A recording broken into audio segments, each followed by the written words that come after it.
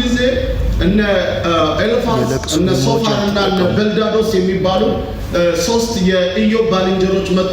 የመጽሐፍ ቅዱሳቸውን ስታጠኑ ምዕራፍ 12 ላይ በጣም ይመላለሳሉ። ኤልፋዝ ይናገራል፣ ኢዮብ ደግሞ ይመልሳል።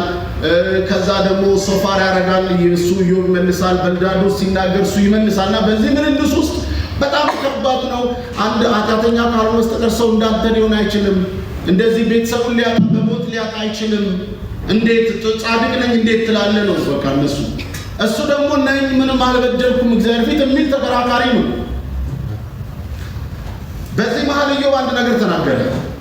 በጣም በልዳዶስ የተናገረው ነገር በጣም እንትን ሲለው ኢዮብ የራሱን ጻድቅነት ለማሳየት ምን ነው በእኔና በእግዚአብሔር መካከል እጁን የሚያኖር ዳኛ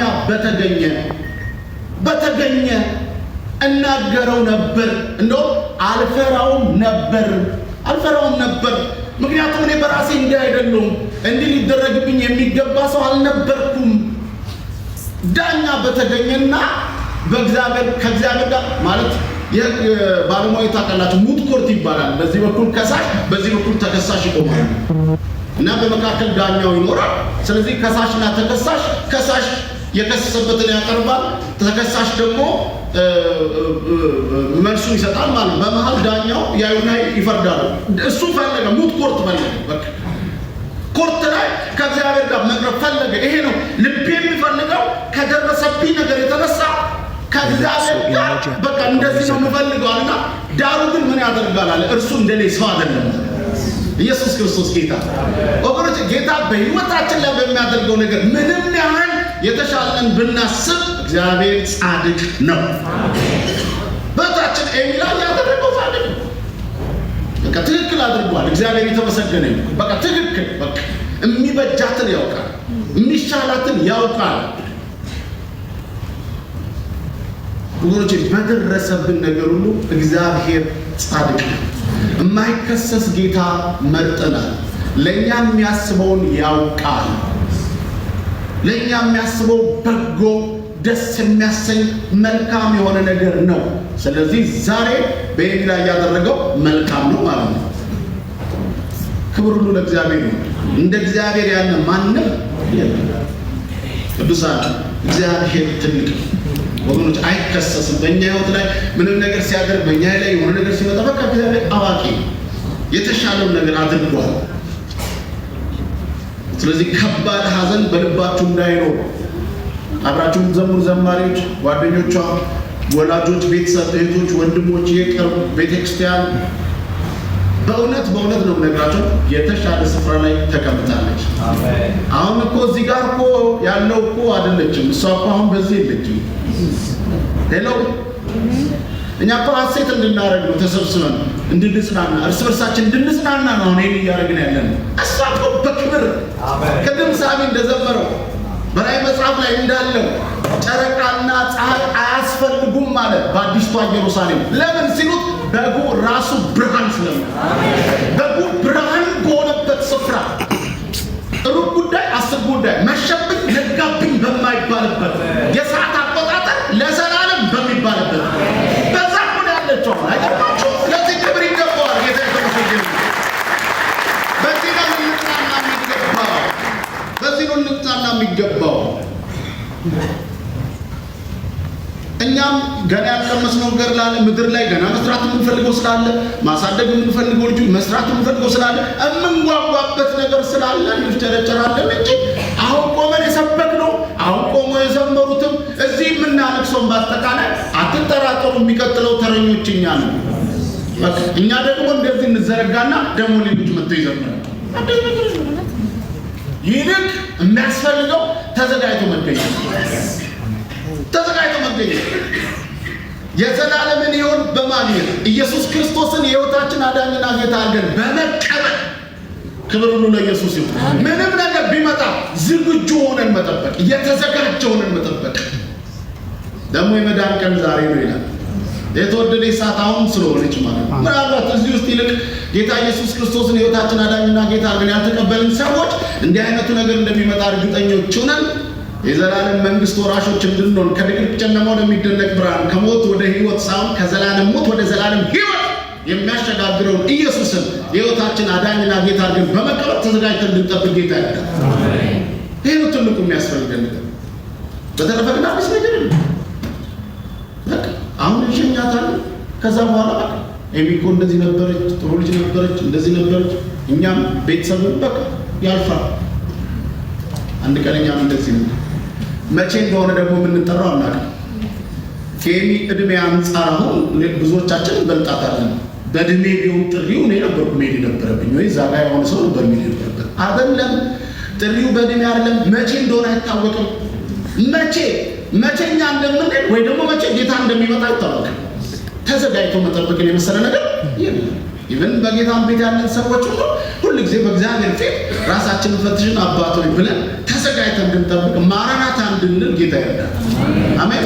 ለምን? የክርስቶስ ደም ዛሬም ትኩስ ነው። ከበደልና ከኃጢአቱ ምን ይላል? ያነሳል። ጌታ እንድንዘጋጅ እንችላለን ወገኖች። እግዚአብሔር ይርዳል። በእውነት ነው የምነግራችሁ፣ ጌታ ይርዳል። አንድ እውነት ልንገራችሁና ከዛ በኋላ እጨርሳለሁ።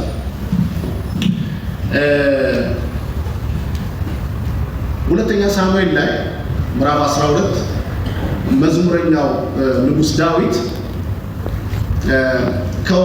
የኦሪዮን ሚስት ከነበረችው ከቤርሳቤ አንድ ልጅ ይወለድለታል እና እንደምታውቁት የተወለደው ልጅ እንደሚሞትና ዳዊትም ደግሞ የሰራው ትክክል እንዳልሆነ በነቢዩ በኩል መልእክት ይመጣለታል። በዛው ሰዓት ያ ብላቴና ታመመ እና ሲታመም ተመልከቱ፣ ይሞታል ተብሎም ተነግሮታል። ግን ደግሞ ታመመ። ሲታመም ደግሞ ዳዊት አልጋ ላይ አይደለም የተኛ፣ መሬት ላይ ተኛ። ከዛን ቀን ጀምሮ መሬት ላይ ሆኖ በቤቱ ያሉ የቤቱ ሰዎች ሁሉ ሽማግሌዎች ሁሉ ብላ ቢሉት አልበላም፣ ጠጣ ቢሉት አልጠጣም፣ ተነሳ አልጋ ላይ ተኛ ምን በጭራሽ እያለ መሬት ላይ እያለቀሰ እየጮኸ እየጾመና እየጸለየ የልጁን ሕይወት ለመመለስ ማለት ነው። ወገኖቼ የእግዚአብሔር ሐሳብ ይበልጣልና ዳዊት የእግዚአብሔርን ሐሳብ ማስቀየር በጾምና በጸሎት ማስቀየር አይችልምና ልጁ በሰባተኛው ቀን ሞተ። በሞተም ጊዜ ዳዊት የቤቱ ሰዎች ሽማግሌዎች ሲንሾካሾኩ ሰማና ልጁ እንደሞተ አወቀና ብድግ አለ። ልጁን መሞቱን ጠየቀ። አዎ ሞቷል አሉት። ተነስቶ ታጠበ፣ ልብሱን ለበሰ፣ ተዛማረ። ከዛ ራሱ ሲለምኑት አልበላም ብሎ የነበረው ሰው ራሱ ምግብ ስጡኝ ብሎ ጠይቆ በላ። እነሱ ነው በታመመ ጊዜ የዚህን ያህል ከሆነ መሞቱን ስንነግረውማ እንዴት እንደ እብድ ሊያደርገው እንደሚችል ብለው አስበው እንዴት እንደሚነግሩት ይጨነቁ ነበር። ከዛ መጨረሻ ላይ በታመመ ጊዜ እንደዚህ ይሆናል፣ አሁን ግን በሞተ ጊዜ እንዴት እንደዚህ ልትሆን ቻልክ ብለው ሲጠይቁት በጣም የሚደንቅ ነገር ነው የነገራቸው። በታመመ ጊዜማ ምናልባት በሕይወት ይኖር እንደሆነ ብዬ ጾም ጸለይኩ፣ አሁን ግን ሞቷል። እኔ ወደ እርሱ ሄዳለሁ እንጂ እርሱ ወደ እኔ። ስለዚህ አሁን ማልቀስ፣ አሁን መጾም፣ አሁን መጸለይ ትርጉም የለውም አላቸው። ወገኖቼ ቤተሰቦች እናንተ ብቻ አይደላችሁም። እቺን ብላቴና መላው ኢትዮጵያውያንና ኤርትራውያን በአጠቃላይ ለእሷ ራርተው ለእግዚአብሔር እንድትዘምር ራርተው እንድታገለግል ራርተው በሕይወት እንድትኖር ራርተው ደስ ብሏቸው ከእርሷ ጋር በነገር ሁሉ ቆመዋል። እኔ ማቃቸው አብረውን ስፖርት የሚሰሩ የእስልምና እምነት ተከታዮች፣ የኦርቶዶክስ እምነት ተከታዮች ሁሉ ሳይቀሩ ከዚች ብላቴና ጋር አብረው ሆነዋል። ምን ትፈልጋላችሁ? መሞከር የሚገባው ሁሉ ተሞከረ። አሁን ግን አልፋለች። እግዚአብሔር የተመሰገነ ይሁን። ሳይሞከር ቢሆን ሳይለፋ ቢሆን ሁሉ ፍቅሩን አሳይቶ በእውነት እኮ ነው የምነግራችሁ። እግዚአብሔር የተባረከ ነው። ክብር ሁሉ ለእግዚአብሔር ይሁን። በደረሰብን ሁሉ እግዚአብሔር ምንድነው ጻድቅ። አሁን እኔና እናንተ እርሷ ወዳለችበት ወደ ጌታ እንሄዳለን እንጂ እርሷ ተመልሳ ወደኛ። ስለዚህ እኛን መዘጋጀት የሚጠበቅብን ከስተታችን ታርመን ከጥፋታችን ተመልሰን ጌታን በአግባቡ አገልግለን እድል በተሰጠን በዚህ ጊዜ ላይ ወደ ማስተዋላችን ተመልሰን እርስ በርሳችን ተቀባብለን እርስ በርሳችን ተዋደን እርስ በርሳችን ተከባብረን ያገኘናቸውን አጋጣሚዎች ሁሉ ለወንጌል ተጠቅመን ጌታ እስኪመጣና ወደ ጌታ እስከምንሄድ መዘጋጀት ያለብን ነው። ለዚህ ደግሞ ጌታ ይርዳል። አሜን ይርዳል። ለምን እንደዚህ እንዳልኳችሁ ታውቃላችሁ? በመጨረሻ ሐዋርያው ጳውሎስ ለፊልጵስዩስ ሰዎች መልእክት ሲጽፍላቸው አንድ ነገር ነገራቸው። ምን አለ? እኔ ብሄድ አለና ከዛ ከክርስቶስ ጋር ምን ብኖር ምን ይለኛል? እጅግ በጣም የተሻለ ነው። ነገር ግን ደግሞ ብኖር ደግሞ እዚህ አለ ለእናንተ ጠቅማቸዋለሁ፣ አገለግላቸዋለሁ እና በሁለት ነገር እጨነቃለሁ አለ። አይገርማችሁ እንዴ? ሰውየው እንዴት ደስ ይላል! በሁለት ነገር እጨነቃለሁ። የእኛ ጭንቀት አገለጫል መኖር ዋሻው ለራሳችሁ መልስቱ። የእኛ አንድ ነው። እኔ በጣም በአንድ ነገር እጨነቃለሁ። ምን ሲሉ መኖር፣ አሁንም መኖር። እንሄዳለን፣ ወደንም ጠላንም እንሄዳለን። መሄዳችን አይደለም። ኢየሱስ ጌታ። ዝም ብለን አይደለም በጌታ ያለው፣ ዝም ብለን አይደለም ጌታን የምናመልከው። ዝም ያውላችሁ ቢረባም ባይረባም ቢከፋም ቢለማም የሚባል ነገር የለም።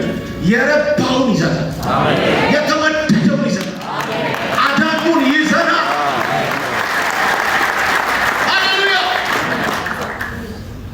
እግዚአብሔር ምስክር እኔ እየዘመሩ ነው ቁጭ በልሳን ጸልይ ነበር። ደስ ይላል። እኛ ኩራቱ እንትና ደስ ይላል። በጌታ ሆናችሁ ደስ ይላል። ኢየሱስ ጌታ። በእውነት እኔ የወንጌል አማኝ በመሆኔ እኮራለሁ። በድካምም በብርታትም ጌታን በማወቃችሁ ደስ ይላል። አሜን። በእንጤ በመሆናችሁ አሜን። የኢየሱስ በመሆናችሁ አዳኙን በማወቃችን ከብዙዎች የተሰወረው ብዙዎች ከተያዙበት ሊገለጥላቸው አልቻለ ነገር ስለተገለጠልን እግዚአብሔር የተመሰገነ ይሁን። አሜን። አንድ የምናፍርበት ነገር በሕይወታችን ላይ የለም። በኢየሱስ ምክንያት ኢየሱስ ጌታ። በአደባባይ እንሰብከዋለን፣ በአደባባይ እናወራዋለን። ሐዋርያው እንደዚህ አለ፣ ብሄድ ነው የሚሻለው፣ እዛ ጋር ነው ደስ የሚል ነገር ያለው፣ ከጌታ ጋር መኖር ነው ምናፍቀው፣ እኔ እሱ ባለበት መቀመጥ ነው ምኞቴ። ግን እዚህ ብኖር ደግሞ እናንተን ጠቅማችኋለሁ። ይልቅ አንድ ጥያቄ ልጠይቃችሁ። ስንኖር ሌሎችን ለመጥቀም ከሆነ እውነት መኖራችን ምክንያታዊ ነው? አለዛ ግን ትርጉም የለው። መሄዱ ነው የሚሻለን። እውነትን መሄዱ ነው የሚሻለን። መሄዱ ነው የሚሻለን። እንደምታዩት ነው። በአብዛ አቧራ አለ፣ ያን የሚያስደስታለን፣ ግፊያ አለ፣ ፉክክር አለ፣ ትችት አለ፣ ስድብ አለ። አዳዲስ የማህበራዊ ድረገጽ በመጣ ቁጥር መሰዳደብ ነው፣ የምንሰማው የሚቀፍ ነው፣ መጮ ነው። በቃ ትዕቢታችን ከፍ ብሏል። በቃ ምንም አሁን ነገር አለ። ከዚህ ምን ጥሩ ነገር ነው የምንጠብቀው ልላችሁ ፈልጌ ነው። ከኖርን ግን በራሳችን ጥሩ ነገር አድርገን ለማለፍ እንሞክር።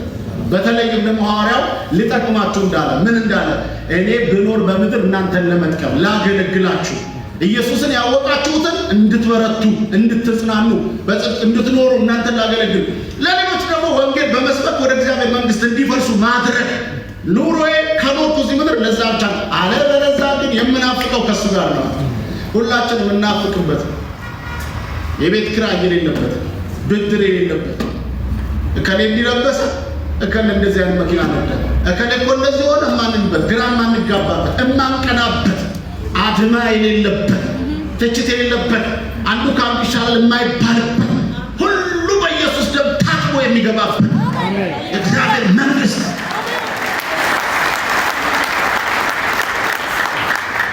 ስለዚህ ልንል የሚገባው ሄደች ወደ አምላኳ ሄደች፣ ኢየሱስን አምና ዓለምን የካደች ሄደች፣ የምስራች ሄደች። እግዚአብሔር ይባርካችሁ።